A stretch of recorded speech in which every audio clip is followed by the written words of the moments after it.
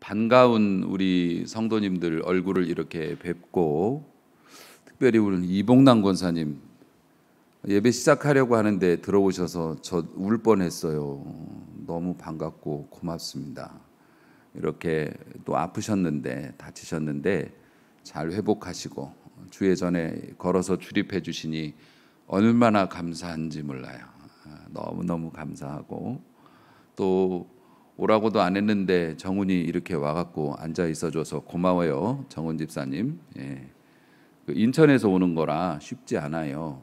그런데 오늘 청년부 오는 날 아닌데 이렇게 와줘서 고맙고, 우리 집사님 또 건강 회복하셔서 멋진 찬양으로 영광 올려주셔서 감사하고, 모든 것이 다 바라보면 우리 한 분 한 분이 다 감사할 일들이 있고 또 고맙고 막 그렇습니다. 주중에 손바닥에 주사를 좀 맞았습니다. 몇 방 맞았는데, 제가 느끼기로는 뼈에다 맞는 주사는 뭐 아프다던데 그건 제가 안 맞아봐서 잘 모르겠고, 어쨌든 이 살에다 맞는 주사로는 제일 아픈 것 같아요. 손바닥에 주사 맞는 게. 그런데 제가 지난번에 말씀 중에 그 손바닥이 참 신기한 것이다, 막 거칠고 험한 일을 하는데도 그렇게 감각이 예민해서 하나님의 창조 섭리가 너무 놀랍다, 이런 얘기를 했는데, 그 감각이 예민해서 더 아픈 거죠. 그런데 맞으면은. 그런데 사람이 자기의 처지에 따라서 또 말씀을 해석을 하는 경향도 있어요. 제가 말씀을 준비하면서 이렇게 보니까 하나님께서 우리에게 이사야서에서 이런 말씀을 하셔요. 내가 너를 손바닥에 새겼다, 이런 말씀이 있으세요. 그 손바닥에 새겼다라는 것은 또 너의 성벽이 내 눈앞에 있다, 이런 말씀으로 위로를 해주셨는데, 그게 뭐냐면은 내가 너희를 잊지 않을게. 손바닥에다 새기면 매일 자꾸 보잖아요. 손을 이렇게 보게 되니까 그만큼 내가 너희를 자주 보고 기억하고 너희를 잊지 않을 거야 라는 비유의 말씀으로 이렇게 이스라엘 백성들을 위로하시는 이제 말씀을 주셨는데, 저는 이제 제가 손이 아프니까, 이야, 나는 주사 한 방 맞아도 그렇게 아픈데 손바닥에 새기려면 막 이거 해야 되는 거 아니야? 얼마나 아플까? 그러니까 형편대로 말씀을 해석하는 거죠. 그런데 형편대로 말씀을 해석하던 뭐 어떻게 해석하던 간에 정말 보면 볼수록 하나님의 은혜와 또 우리를 향해 쏟아주시는 그 사랑은 크고 놀랍기만 합니다. 어려서 우리가 만난 하나님은 그냥 그런 하나님이었는데, 세상을 살아가면서 고통도 당해보고 여러 가지 어려움도 당해보면서 그때마다 만난 하나님은 항상 우리의 어려움보다 더 크신 사랑으로 오셨던 하나님이고, 아마 우리가 더 극한의 상황에 처해도 더 크신 사랑의 하나님을 발견할 수 있을 거라고 그렇게 생각을 해요. 그래서 구원받아서 그런 하나님의 자녀된 것에 참 감사를 드리고, 오늘도 형편이 다 편할 리는 없겠지만은 그 속에서도 우리가 충분히 하나님 앞에 감사할 여지가 있다고 생각이 되어집니다. 그 하나님을 생각하시면서 오늘도 우리 하나님이 내게 주시는 말씀이다 생각하시고 은혜 많이 받으시기 바랍니다. 이 시대를 정의를 할 때 몇 가지로 정의를 합니다마는, 우선은 분주한 시대인 것 같아요. 굉장히 바빠요. 그래서 뭐 애들도 바쁘고 심지어는 은퇴하신 분도 바쁘대요. 계속 바빠요. 옛날 저 어렸을 적에는 할 일이 없어가지고서 동네 친구들하고 뭐 놀러 다니고 뭐 이랬는데, 요즘 초딩들은 그렇게 못하죠. 학원 순례를 하느라고 바쁘고, 얘들도 다 스케줄이 있어서 엄마도 바쁘고 애들도 바쁘고 다 바쁩니다. 그렇게 바쁘다 보니까 정신이 없어요. 마음이 산만해. 마음이 산만해서 집중을 못해요. 집중을 못하다 보니까 이 시대의 사람들이 깊이가 없어요. 어떤 깊은 사색이나 어떤 깊은 결단이나 그런 것들이 부족합니다. 그래서 사람의 그 성품의 두께가 얇아져서 사소한 일에도 막 극렬한 반응을 보이게 되거나 이상 반응을 보이는 사람들도 많이 생깁니다. 그리고 그렇게 집중을 못하니까 건성건성하다 보면 결과도 별로 안 좋죠. 열심히 막 정신없이 하는데 결과는 별로예요. 그러다 보니 마음에 불안감이 생깁니다. 내가 이렇게 열심히 하는데도 결과가 이러면 나 어떡하지? 라는 불안감이 생기죠. 현대인이 가장 많이 앓고 있는 질병이 불안감입니다. 내 마음속에 늘 불안한 마음이 있죠. 야, 지금 이러고 사는 것도 힘들어 죽겠는데 더 나이가 먹으면 어떻게 이거 살지? 이런 걱정 한번 사로잡히면 되게 어렵죠. 사실 인간이 가지는 불안감이라는 게 인간의 원죄와 관련이 있어요. 인간은 원래 불안감을 모르고 살도록 되어 있었는데 죄로 인해서 하나님과 분리됨으로 마치 엄마 품에서 아무 생각 없이 잘 지내던 아기가 엄마하고 뚝 떨어져 버린 것처럼, 그래서 인간은 하나님과 죄로 인해서 분리됨으로 말미암아 그 마음에 기본적으로 불안감이라고 하는 것을 가지게 되었던 것이죠. 그래서 인간의 내면에 누구나 다 그런 것은 있어요. 그래서 환경이 그것을 자극하면 이 불안함이 와서 나중에는 병, 육신의 병, 마음의 병이 생기게 되는 것이죠. 현대에서 이런 불안감이나 또 집중하지 못하는 것을 만들어내는 많은 요소들이 끊임없이 나오고 있습니다. SNS 같은 경우에도 그렇고요. 또 휴대폰 같은 경우에도 그렇습니다. 실시간으로 모든 것들을 다 받게 되니까 더 각박해지죠. 예전에 핸드폰 없을 때도 잘 살았는데 전에는 편지를 썼고 미국에 편지 보내면 2주 만에 가서 답장 오고 우리나라에 편지 보내면 그래도 4, 5일 이상은 왔다 갔다 하면 거의 일주일 이상 걸리게 되고, 한번 외출할게요 하고 나가면은 돌아올 때까지는 소식을 모르는 거죠. 핸드폰도 없고 삐삐라는 것도 없고, 그럴 때는 그냥 오면 오는 거예요. 안 오면 모르는 거죠. 어디서 뭘 하는지.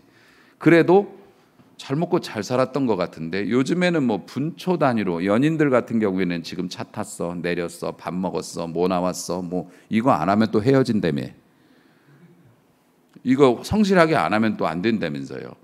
그러니까 불안감에다가 내가 투자한 주식들 어떻게 되나 핸드폰으로 수시로 체크하고 일희일비하고, 우리 집 또 시세가 어떻게 되는지, 예전에 그런 거 별로 신경 안 썼던 것 같은데 그것도 실시간으로 다 찾아볼 수 있으니까 마음속에 이만한 것들이 쌓이니 이게 어떻게 깊이 있는 생각을 하고 사색을 하고 인간의 인간다움과 또 신을 섬기는 그 마음이, 정화된 마음을 가질 수가 있겠냔 말이에요.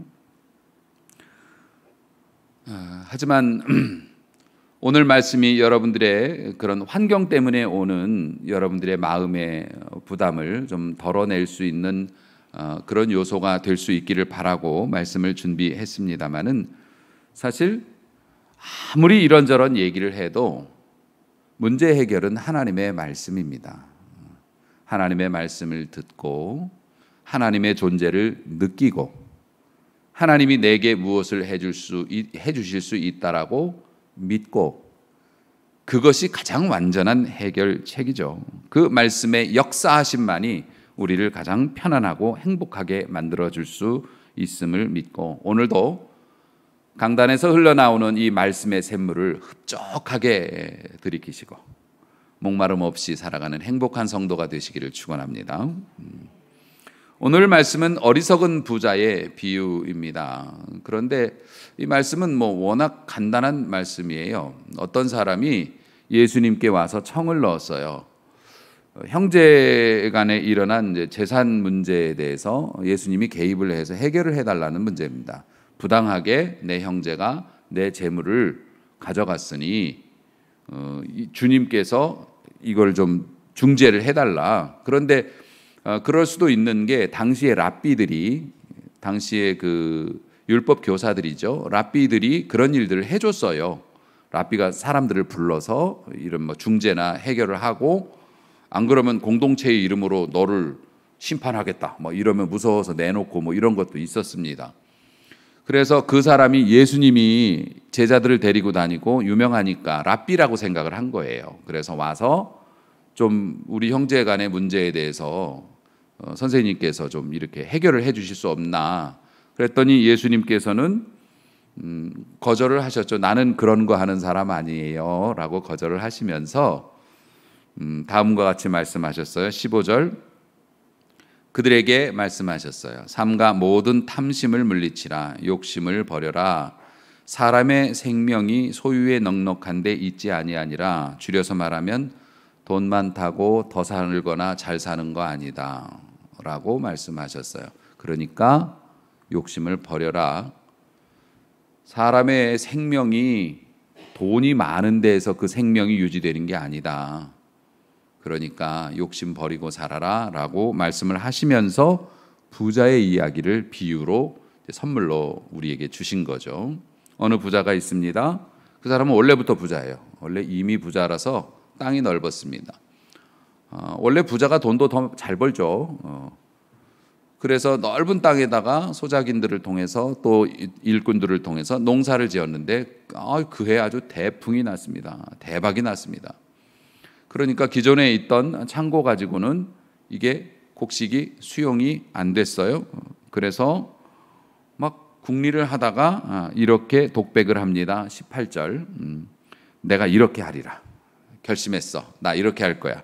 내 기존 곡간을 헐고 이걸 더 크게 짓고 내 모든 곡식과 물건 여기다가 꽉 채워 넣을 거야. 그러면은 자기가 자기에게 말하는 거죠. 내 영혼, 내 영혼아, 여러 해 동안 쓸 물건을 꽉꽉 채워놨으니까 이제 마음 편하게 먹고 마시고 즐거워하자. 막 부자로 살다가 부동산 시세가 뛰어가지고서 뭘 팔아가지고서 빌딩을 하나 샀어요. 이제 임대료 수입만 가지면은 평생 내가 아무것도 안 하고 먹고 살 수 있어. 이제 너 하고 싶은 대로 하고 놀고 싶은 대로 놀고 이제 너도 좀 이렇게 편하게 더 편하게 이렇게 살아라. 근데 이게 뭐 잘못됐나요? 부자가 물건을 훔쳐서 그렇게 한 거 아니잖아요. 또 가난한 사람을 학대해 가지고서 대풍을 이룬 것도 아니지 않습니까? 자기 땅에다가 뭐 정당하게 농사 지어서 뭐 풍년이 들어가지고 이걸 거두기 위해서 뭐 모자르니까 창고를 헐고 더 크게 짓고 거기다가 잘 쌓아놓고 잘 쓰겠다는데 뭐 이게 잘못됐습니까? 예수님은 그런데 그 사람이 잘못됐다고 말씀을 하셔요. 왜 이 사람이 예수님께 어리석은 사람 취급을 받았을까? 원래 재산이 늘어나면 그 늘어난 재산에 합당한 관리 방법도 필요하고 그 재산을 허투루 낭비하지 않도록 뭔가 이렇게 조치가 필요하잖아요. 금융적인 어떤 그런 것들을 하는 것이 뭐가 잘못됐을까? 그런데 예수님은 어리석은 사람이라고 평가를 하신 겁니다. 우리는 이제 유추해 볼 수 있어요. 이 부자의 독백을 들으면서 부자가 혼잣말을 하는 걸 들으면서 이래서 주님이 이 사람더러 어리석은 사람이라고 했나 보다라고 추측은 해볼 수 있죠. 그 추측이 뭐냐면 유독 이 사람의 독백을 들어보면 나라는 말이 많이 나와요. 나라는 말이. 그래서 이 원문을 그 부자애가 혼잣말 했던 거를 원문 느낌대로 다시 얘기를 하면 이렇게 해야 돼요. 내가 이렇게 해야 되겠다. 결심했다. 내가 내 곡간을 헐고 더 크게 짓고 내 곡식과 내 물건들을 내가 다 거기다 쌓아두겠다. 그리고 내가 내 영혼에게 말하겠다. 내 영혼아, 여러 해 동안 쓸 물건을 쌓아두었으니 너는 마음 놓고 먹고 마시고 즐겨라. 그러니까 계속 내가, 내 영혼, 내가 이것만 나와요. 다른 사람이 없어요. 그러니까는 이 부자의 문제가 뭐냐면은 두 가지였죠. 하나는 자기하고 자기 가족 생각밖에는 없었다는 겁니다. 자신의 재물을 사용하는 데 있어서 자기하고 자기 식구들로만 범위를 한정시켜 버렸어요. 이웃도 없고 하나님도 없어요. 관심도 없고 그냥 없습니다. 물론 이웃에게 폐를 끼친 것은 아니지만 자기가 생각보다 많은 물질을 소유하게 됐을 때 이웃들을 위해서 선한 일을 하거나 이런 것들을 주신 하나님을 기억해서 하나님 앞에 의미 있는 일을 하거나 이런 국리를 한 흔적이 없는 거예요. 국리를 하는 흔적이. 왜 그 사람은 그러면은 많은 재물을 이렇게 확 얻었을 때 자기만을 생각하고 자기 자식들과 또 식구들만을 위해서 이런 것들을 막 계획하다가 어리석은 사람 얘기를 들었을까? 뭐 간단하죠. 자기가 얻은 거라고 생각했으니까 그러죠. 가령 누가 그렇게 많은 것을 줬다면, 이웃이 주어서 이렇게 받았다면 이웃을 위해서 나도 뭔가를 해야겠다라는 생각을 할 텐데, 자기가 내 땅에다 내 힘으로 내 지혜로 농사지어서 잘 돼가지고서 이렇게 된 거다. 똑같은 땅에다 농사져도 쟤는 잘 안 되는데 나는 잘 됐으니까 내가 농사를 지혜롭게 잘 지은 거지. 내가 똑똑해서. 그러니까 자기가 모든 것을 이뤘다라는 생각을 가지고 있으니까 이건 당연스럽게, 아주 자연스럽게 다른 사람 생각 안 하는 거죠. 내가 뭐 다른 사람한테 도움받은 거 없는데, 심지어는 하나님한테도 나 도움받은 거 없어. 내 힘으로, 내 기술로, 내 재주로 원래 내가 재산이 많아서 이걸로 잘해갖고 부동산 시세가 올라서 내가 한 거야. 하나님이 도와준 거 아니야? 내가 다 한 거야. 이런 생각이 기본적으로 깔려 있으니까 다른 생각을 못 하는 거예요. 하나님 생각도 못 하고 이웃에게 신세졌다는 생각도 못 하게 되는 거죠. 그러니까 결국에는 신앙 문제였던 거죠. 사실 물질 문제에 있어서 아무리 돌려서 말씀하고 부드럽게 말씀을 드려도 사실 물질 문제는 신앙 문제입니다. 물질 문제는 신앙 문제예요. 우리가 10분의 1을 떼어서 하나님 앞에 바치는 것도 되게 힘들어요. 힘듭니다. 10만 원 벌어서 10,000원 바치는 것도 힘들어요. 왜냐하면 너무 작은 돈이기 때문에 그 와중에도 또 얼마를 뺀다는 것도 힘들고 1,000만 원 벌어서 100만 원 헌금하는 것도 힘들어요. 굉장히 힘듭니다. 왜냐하면 내가 그만큼 열심히 일을 했는데 내가 이렇게 힘들게 해가지고서 이걸 수입을 얻었는데 이것을 하나님께 바친다? 그냥 떼어서 드린다? 굉장히 힘들죠.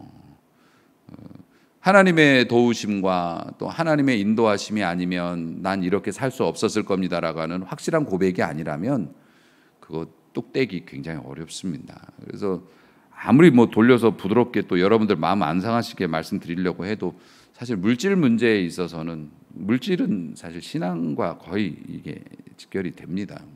특별한 예외의 경우도 있지만은 그렇습니다.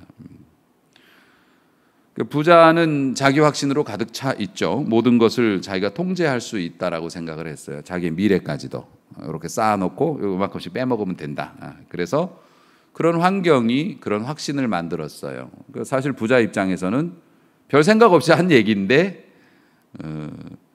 그가 하나님에 대해서 인지를 못하거나 또 이웃에 대해서 인지를 못하기 때문에 뭐 그런 결과가 나온 거죠. 그래서 사실 부자로 살아가시는 분들은, 저는 뭐 큰 부자가 아니어서 잘 모르겠습니다만 저는 지금도 저도 부자라고 생각하는 쪽입니다만은 부자로 살아가시는 분들, 정말 부자로 살아가시는 분들은 사실 교만한 마음에 들기가 쉽죠. 뭐 예의 바르고 또 뭐 아주 젠틀하게 살아가신다고 해도 사실 가진 것이 많으면 아무래도 교만의 어떤 그 굴레에서 벗어나기가 쉽지가 않습니다. 조심을 해도. 그래서 부자가 천국에 가는 게 뭐 낙타가 바늘길을 지나가는 것만큼 어렵다라고 하는 게, 그만큼 가진 것이 소유가 많으면 자기의 힘이라고 착각하기 쉽기 때문에 하나님을 섬기기가 어렵다. 부자는 다 지옥 간다 이렇게 생각하시면 안 돼요. 선한 영향력을 가지신 그런 부자들도 많이 계시고 또 여러분들도 그렇게 사시니까. 근데 어쨌든 그만큼 부가 가지고 있는 마력이 그 자기를 이렇게 숭배하게 만드는 힘이 있어서 조심하라고 그렇게 주신 말씀이시겠죠. 결국에는 뭐 자기가 가진 좋은 조건들 때문에 하나님의 도움 필요 없는 것으로 보이는 거죠. 근데 사실 농사를 지을 때 하나님께서 날씨와 뭐 비와 이런 것들 주시지 않으면 어떻게 농사가 풍년이 일어나겠습니까? 저는 농사를 짓지는 않지만은 베란다에다가 이게 방울토마토 몇 개 키우고 상추 좀 심어 키우면서 그것들 자주 보다 보니까 진짜 신기해요. 진짜 신기합니다. 그것들이 자라나는 것들을 보면 조그마한 꽃이 피고 그 꽃이 떨어지면 고추도 거기서 자라나고 토마토도 거기서 자라나요. 우리 인생에 그걸 보면서도 우리 인생에 꽃 같은 날들이 있지만 꽃이 떨어진다고 서운해하지 말자. 꽃이 떨어지면 열매가 맺히는 법. 그럼요. 우리의 젊음은 지나고 우리의 기운은 약해졌을지 몰라도 또 좋은 열매가 맺히게 되더라.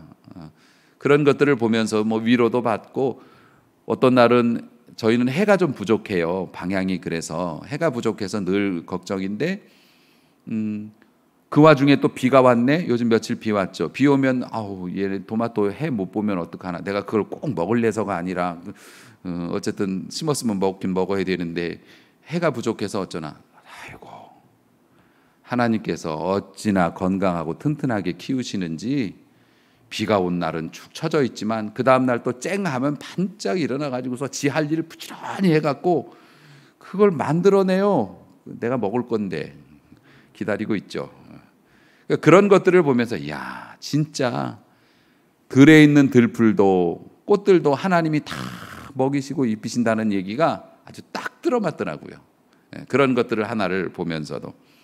그런데 이 부자는 이제 그런 것들을 잘 이해를 못했죠. 왜냐하면 기존에부터 원래 부자니까 뭐 어려워 본 적이 없으니까 하나님의 도우심을 생각을 못하고 살았던 거니까.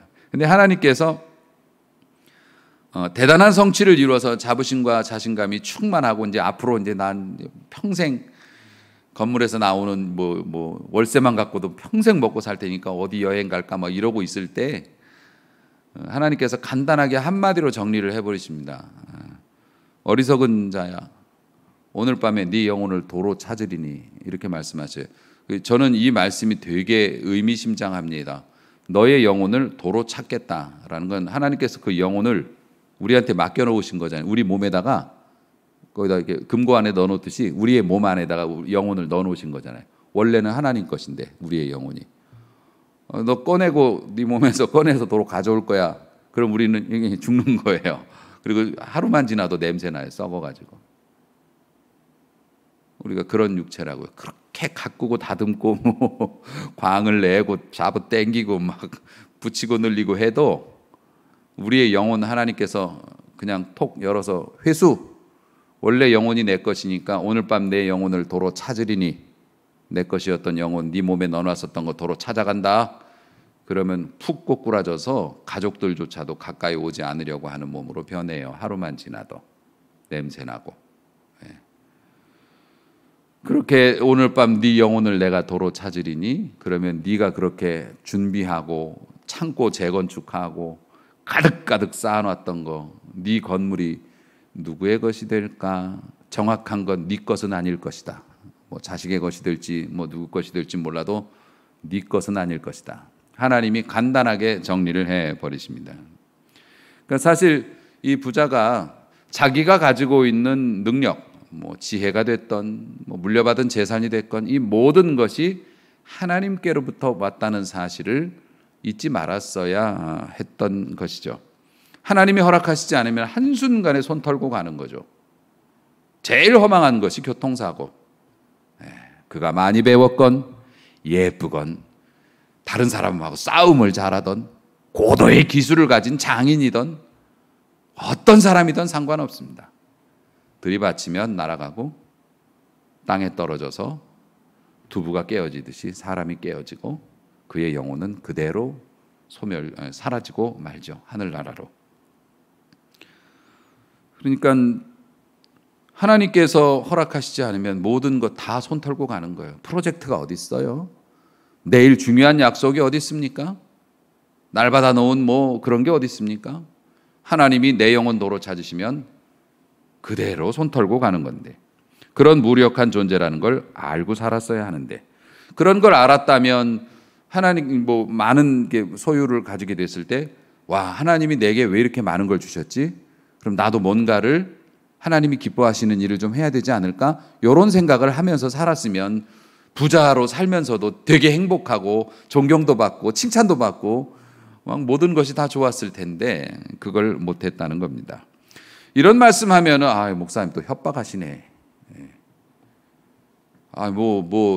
좀 가지고 돈 많게 사는 게 뭐 잘못된 겁니까? 왜 자꾸 그렇게 불편하게 뭐 자꾸 그러십니까?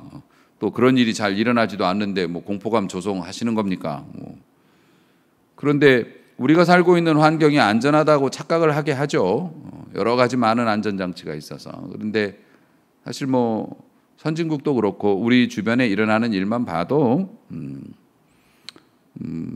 영원히 안전하다고 이게 착각하게 만들지만 안전하지는 않죠. 요즘엔 코로나 뭐 걸리는 것도 이건 뭐 내가 조심한다고 되는 문제도 아니고, 그리고 코로나 안 걸리려고 주사 맞는 것도 목숨 걸고 맞아요. 목숨 걸고 맞는다고.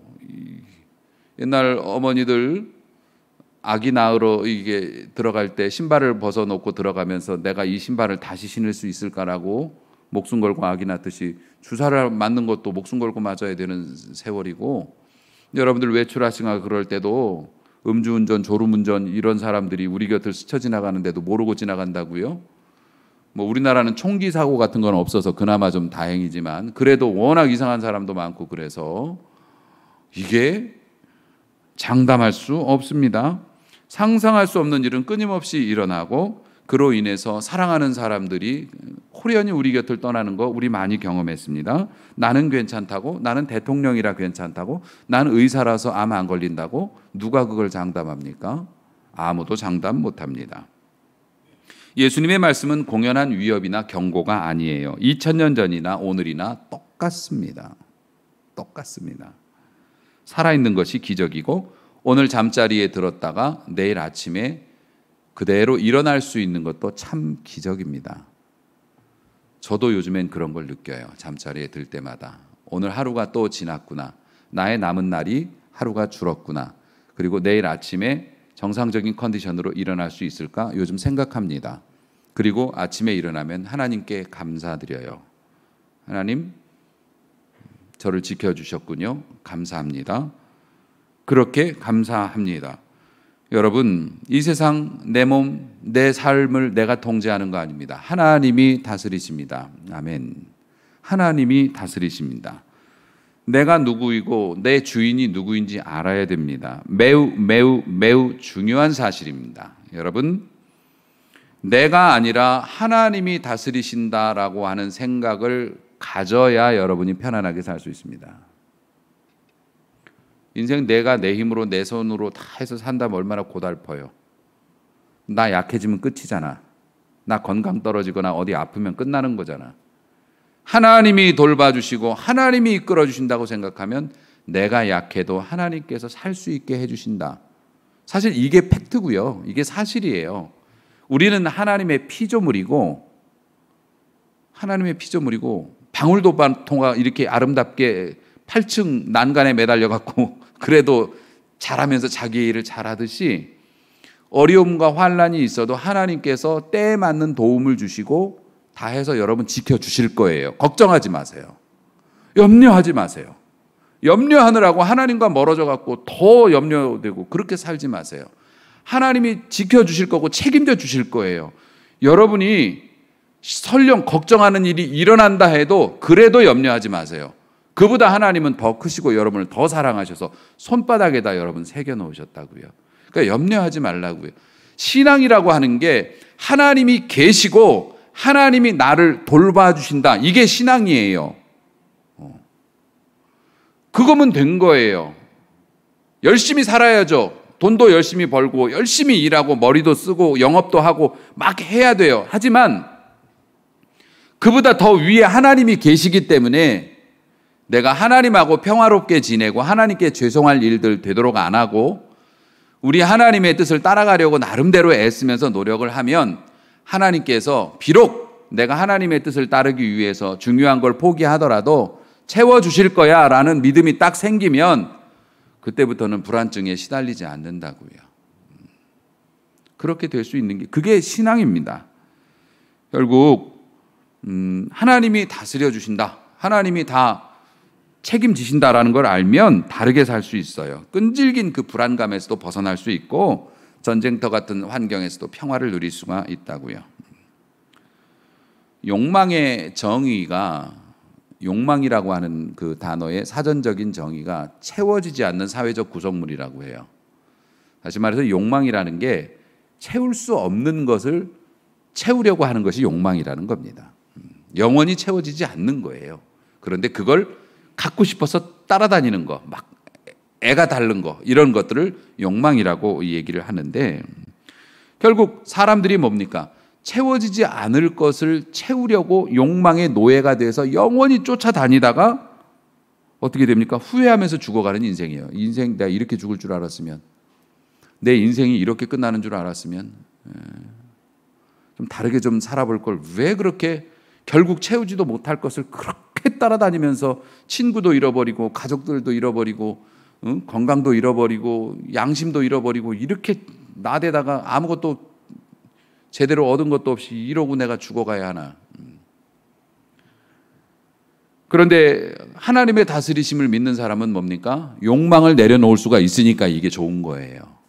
왜냐하면 내가 이것들을 그렇게 끈질기게 따라가지 않아도 노력은 해보겠지만 내가 이 욕망을 채우지 못해도 하나님이 대신해서 내게 뭔가를 주실 수 있다고 믿는 거예요. 하나님이 우리에게 뭔가를 주실 수 있다고 하니까 우리 하나님 믿는 거 아닙니까? 안 그래요? 하나님은 좋은 것을 주시고 하나님 믿으면 좋은 일이 생긴다고 우리가 믿으니까 믿는 거지. 우리가 고난만 당하려고 믿는 건 아니잖아요. 솔직히 우리도 뭔가 기대하는 게 있는 거고. 근데 그 기대하는 거를 하나님이 너무 좋아하시는 거예요. 할렐루야. 너는 나한테 좀 바래라 이놈들아. 왜 되지도 않는 네 손으로 하겠다고 난리를 치면서 이 사고만 치고 그러느냐. 나에게 바래라. 나에게 구해라. 내가 너에게 주리라. 얼마나 좋아요. 우리는 하나님께 기대하고 하나님 우리에게 주시기 좋아하시고. 그 신앙생활 잘하시는 분들은 그래서 행복하게 사시는 거죠. 심지어는 질병이나 또 실패도, 심지어 죽음도 하나님의 인도하시는 손길 안에 있어서 죽어도 뭡니까? 하나님이 나를 위해 영원한 천국을 예비하시고 그 나라에서 진짜 영원한 안식을 내가 누린다. 안식이라는 게 뭐라고요? 눈 감고 가만히 있는 건 안식이 아니에요. 그건 고통이죠. 안식이라고 하는 건 내가 할 수 있는 일들을 보람 있게 하면서 내가 마음 편히 사는 게 안식이에요. 천국에서는 도너츠 올려놓고 날개 달고 동동 떠다니기만 합니까? 그게 무슨 천국이에요.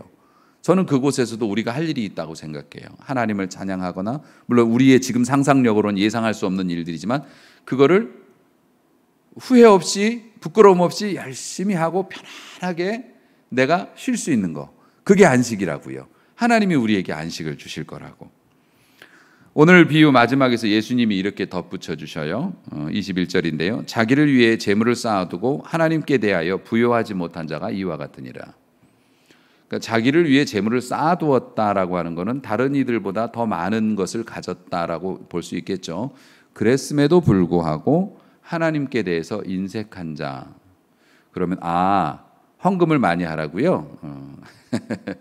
물론 헌금도 일종의 하나님께 대해서 하는 것이 될 수 있는데, 하나님께 대해서 부요하지 못한 자라는 게 뭐냐면은 하나님께 뭘 안 드리는 사람, 하나님께 뭘 안 주는 사람, 그게 아니고요. 하나님이 나를 얼만큼 다스리신다라는 것을 이해 못하는 사람이 부요하지 못한 사람이에요. 그러니까 하나님이 내게 얼마나 큰 은혜를 내리고 계시는지를 이해를 못하는 사람이 하나님께 가난한 사람이라고요. 가난하게 될 수밖에 없죠. 이 부자처럼 하나님이 나한테 해준 게 뭐 있어? 라고 생각하면 하나님께 드릴 것도 없잖아요. 그러니까 하나님께 부요하지 못하게 되겠죠. 결국 하나님께 부요한 자라는 게 뭐냐면 내가 가난하든지 찢어지게 가난하든지 질병에 걸렸든지 아니면 내가 부요하든지 풍성하든지를 막론하고 그래도 우리 하나님이 날 사랑하고 계시고 지금 계셔서 나에게 좋은 것을 주실 거야 라고 믿으면 그 사람이 하나님께 부요한 자가 됩니다. 아멘. 아멘. 부자가 드리는 큰 예물도 얼마든지 받으실 수 있겠지만 가난한 과부가 드리는 2렙돈 몇백 원 되지 않는 헌금도 오늘 이 성전에서 많은 사람이 화려하게 헌금을 했지만 헌금 순위 1위, 예수님께서 직접 성전에 가서 헌금하는 거 다 보시고 말씀해 주시는 거예요. 그런 것처럼 하나님께 부요하려면 부자가 되어야겠다, 이런 생각을 제발 좀 버리세요. 가난하고 병들어도 하나님께 부요한 자가 될 수 있습니다. 그를 의지하는 자가 되면, 많이 의지하면 하나님께 부요한 자가 되시기 바랍니다. 하나님께 부요한 자가 되면 당연히 하나님께서 뭐 여러 가지 축복도 주시지만 제일 좋은 축복이 뭐라고요? 노예가 되지 않게 해주셔요. 집착의 노예가 되거나 욕망의 노예가 되거나 그냥 막 발을 동동 구르고 이거 안 하면 나 죽을 것 같아 막 이렇게 안 살게 돼요. 좀 너그럽고 여유 있게 살게 되죠. 그게 우리가 원하는 편안한 삶이 아니겠습니까?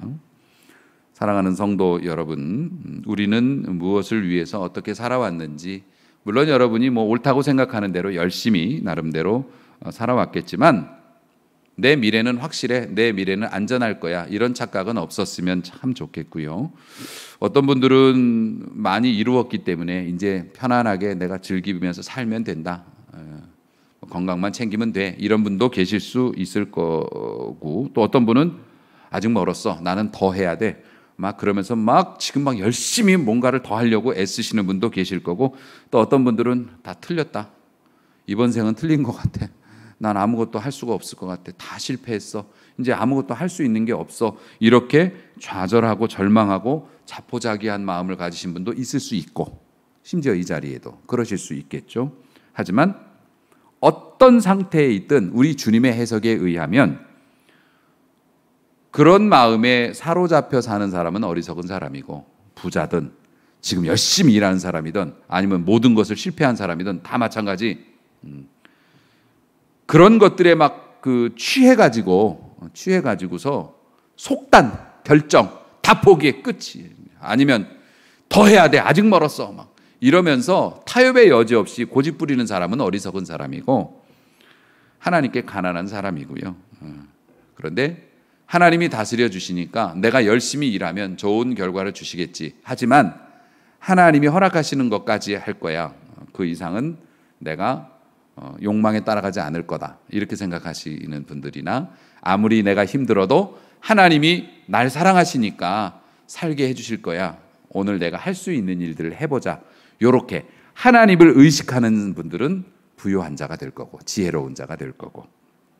그러므로 사랑하는 성도 여러분, 인생을 성공적으로 산 것처럼 보이고 왕처럼 권세 누렸어도 하나님 앞에 가난한 자라면 나중에 그 빨개 벗고 우리 갈 텐데, 하나님 앞에 가난한 자라면 얼마나 불행한 일입니까? 그리고 난 그렇게 하나님 앞에 가난해도 이 땅에서 잘 먹고 잘 살래요. 몇 년이나 더 잘 사시게. 제가 부잣집도 가보고 가난한 집도 가보고 저도 살면서 여러 집들을 가봅니다마는